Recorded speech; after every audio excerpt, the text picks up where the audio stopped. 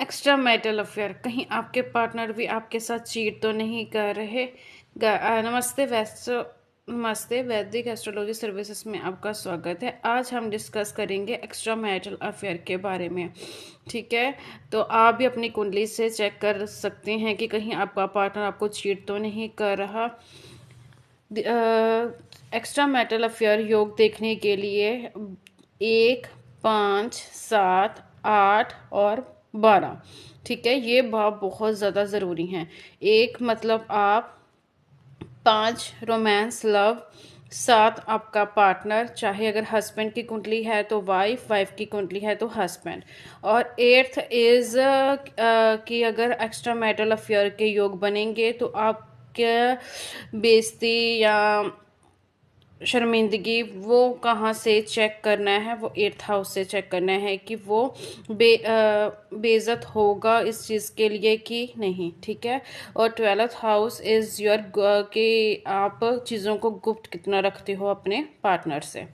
ठीक है, तो 1, 5, 7, 8, 12 ये भाव महत्वपूर्ण है ये योग चेक करने के लिए। तो सबसे महत्वपूर्ण ये है कि 5, 7 और 12, ठीक है, आप चेक कीजिए कि कहीं अगर आपके 5वें का लॉर्ड, 7वें का लॉर्ड और 12 का लॉर्ड कहीं युति तो नहीं बना रहा। अगर वो तीनों लॉर्ड कंजक्शन में हैं तो ये योग बन सकता है। और अगर फिर भी 5 और 7 का लॉर्ड 12वें हाउस में जाके बैठ जाए, ठीक है, या 12वें हाउस का लॉर्ड 5, 7 में हो जाए, तो आपने ये चेक करना है कि अगर कहीं 5, 7 और 12 का आपस में कंजक्शन या युति तो नहीं कहीं पे बन रही। अगर ये हो रहा है तो इसका मतलब है कि एक्स्ट्रा मैरिटल अफेयर के योग बन रहे हैं। अगर आठवां भाग भी देखा जाता है, अगर 5, 7 और 8, 12 ये आपस में कंजक्शन बनाते हैं, कहीं पे युति बनाते हैं या कहीं एक दूसरे के घर में भाव में जाके बैठते हैं, तो इस केस में ये होता है कि जातक की बेइज्जती भी होती है, जातक को शर्मिंदगी भी महसूस होती है और समाज में उसकी रेपुटेशन ख़राब होती है। ठीक है, तो ये होता है कि मतलब सबको पता चल जाता है और वो बेइज्जत होता है इस चीज़ के लिए। ठीक है, एक्स्ट्रा मैरिटल अफेयर चलाने के लिए।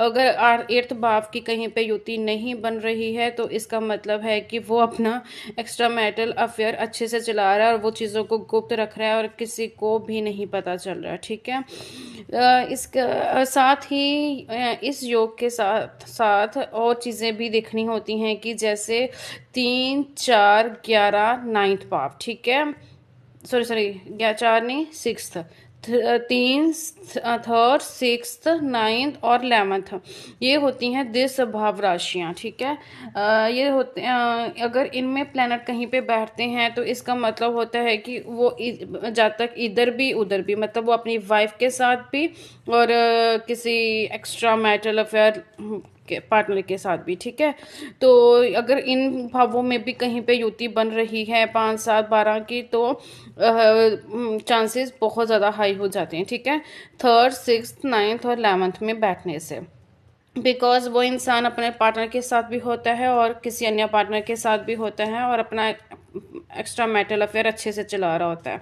ठीक है, साथ ही हमें ये चेक करना होता है कि अगर मंगल, राहु और शुक्र, अगर इन तीनों की भी आपस में युति कहीं पे बन रही है तो ये भी एक्स्ट्रा मैरिटल अफेयर के चांसेस दिलाते हैं।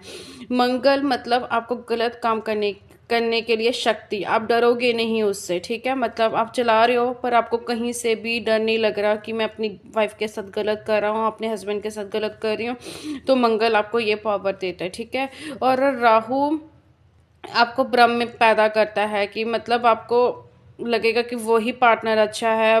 ठीक है, मतलब आप उसके साथ चलाते रहोगे, आपको भ्रम में ले जाके आपसे गलत चीज़ें करवाएगा। और शुक्र आपको वो लग्जरी चीज़ें देगा, मतलब आप मौज मस्ती करो। ठीक है, आपको किसी भी चीज़ का मतलब आप जिम्मेदारी नहीं समझोगे, आप बस अपनी मौज मस्ती में।